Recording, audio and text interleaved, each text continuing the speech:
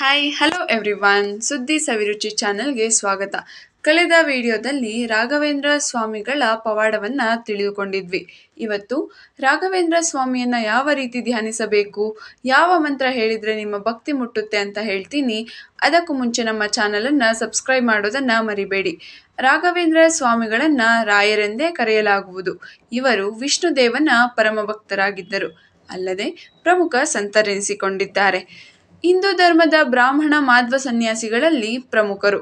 ಇವರು ಮಧ್ವಾಚಾರ್ಯರ ಅನುಯಾಯಿಯಾಗಿ ಮಧ್ವ ಮತದ ದೈತ್ಯ ಸಿದ್ಧಾಂತವನ್ನು ಪ್ರತಿಪಾದಿಸಿದ್ದಾರೆ. ಗುರು ರಾಘವೇಂದ್ರ ಸ್ವಾಮಿಗಳನ್ನ ಭಕ್ತರು ರಾಯರು, ಗುರುರಾಯರು, ಗುರುರಾಜರು ಎಂದು ಭಕ್ತಿಯಿಂದ ಕರೆಯುತ್ತಾರೆ. ಇವರ ಮೂಲ ಬೃಂದಾವನವು ಈಗಿನ ಆಂಧ್ರ ಪ್ರದೇಶದ ತುಂಗಾಭದ್ರಾ ನದಿ ತಟದಲ್ಲಿರುವ ಮಂತ್ರಾಲಯದಲ್ಲಿದೆ. ಕರ್ನಾಟಕದ ರಾಯಚೂರಿನಿಂದ ಸುಮಾರು 1 ಗಂಟೆ ಪ್ರಯಾಣ. ಇಲ್ಲಿಗೆ ನಿತ್ಯವೂ ಸಾವಿರಾರು ಭಕ್ತರು ಭೇಟಿ ನೀಡುತ್ತಾರೆ. ಈ ರೀತಿ ರಾಯರನ್ನ ಧ್ಯಾನಿಸಿ. ಓಂ ಶ್ರೀ ರಾಘವೇಂದ್ರಾಯ ನಮಃ. ಇದು ರಾಘವೇಂದ್ರ ಸ್ವಾಮಿಗಳಿಗೆ ಸಮರ್ಪಿತವಾದ ಜನಪ್ರಿಯ ಮಂತ್ರ. ಇದರ ಅರ್ಥ, ನಾನು ರಾಘವೇಂದ್ರ ಸ್ವಾಮಿಗಳಿಗೆ ನಮಸ್ಕಾರವನ್ನು ಸಲ್ಲಿಸುತ್ತಿದ್ದೇನೆ ಎಂದು. ಓಂ ರಾಘವೇಂದ್ರಾಯ ಸದ್ಗುರುವೇ ನಮಃ.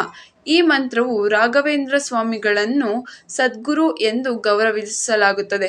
ಅಂದರೆ ಓಂ ನಿಜವಾದ ಗುರು ರಾಘವೇಂದ್ರರಿಗೆ ನಮಸ್ಕಾರಗಳು ಎಂಬ ಅರ್ಥ. ಶ್ರೀ ರಾಘವೇಂದ್ರಾಯ ನಮಃ.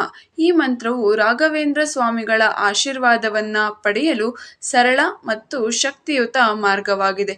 ಓಂ ನಮೋ ರಾಘವೇಂದ್ರಾಯ. ಈ ಮಂತ್ರವು ರಾಘವೇಂದ್ರ ಸ್ವಾಮಿಗೆ ಭಕ್ತಿಯನ್ನ ತೋರಿಸಲು ಮತ್ತೊಂದು ಮಾರ್ಗವಾಗಿದೆ. ಅಂದರೆ ಓಂ ನಾನು ರಾಘವೇಂದ್ರರಿಗೆ ನಮಸ್ಕರಿಸುತ್ತೇನೆ. ಈ ರೀತಿ ಮಂತ್ರಗಳನ್ನು ಪಠಿಸಿ ಧ್ಯಾನಿಸುವುದರಿಂದ ಹಲವು ಪ್ರಯೋಜನಗಳಿವೆ. ಇದರಿಂದ ಆಧ್ಯಾತ್ಮಿಕ ಬೆಳವಣಿಗೆಗೆ ಸಹಾಯವಾಗುತ್ತೆ. ನಕಾರಾತ್ಮಕ ಶಕ್ತಿಗಳು, ಅಡೆತಡೆಗಳು ಮತ್ತು ಸವಾಲುಗಳಿಂದ ರಾಯರು ರಕ್ಷಿಸುತ್ತಾರೆ. ಆಂತರಿಕ ನೆಮ್ಮದಿ ಸಿಗುತ್ತೆ. ಜ್ಞಾನ ವೃದ್ಧಿಯಾಗುವುದು ಮತ್ತು ಎಲ್ಲ ವಿಷಯಗಳನ್ನು ತಿಳಿದುಕೊಳ್ಳಬೇಕೆನ್ನುವ ಕಾತರ ಹೆಚ್ಚಾಗುವುದು. ದೈಹಿಕ, ಮಾನಸಿಕ ಮತ್ತು ಭಾವನಾತ್ಮಕ ಸಮಸ್ಯೆಗಳು ದೂರ ಆಗುತ್ತವೆ.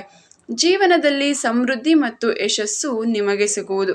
ಮನಸ್ಸು, ದೇಹ ಮತ್ತು ಆತ್ಮವು ಶುದ್ಧವಾಗುವುದು. ರಾಯರ ಅನುಗ್ರಹ ಮತ್ತು ಆಶೀರ್ವಾದವನ್ನು ಪಡೆಯುವಿರಿ. ಈ ಮಾಹಿತಿ ನಿಮಗೆ ಇಷ್ಟ ಆಯ್ತಾ? ಹಾಗಾದರೆ ಮತ್ತಷ್ಟು ಹೊಸ ಮಾಹಿತಿಯೊಂದಿಗೆ ಸಿಗ್ತೀನಿ. ನೀವು ನಮ್ಮ ಚಾನಲನ್ನು ಸಬ್ಸ್ಕ್ರೈಬ್ ಮಾಡೋದನ್ನು ಮರಿಬೇಡಿ. Thanks for watching.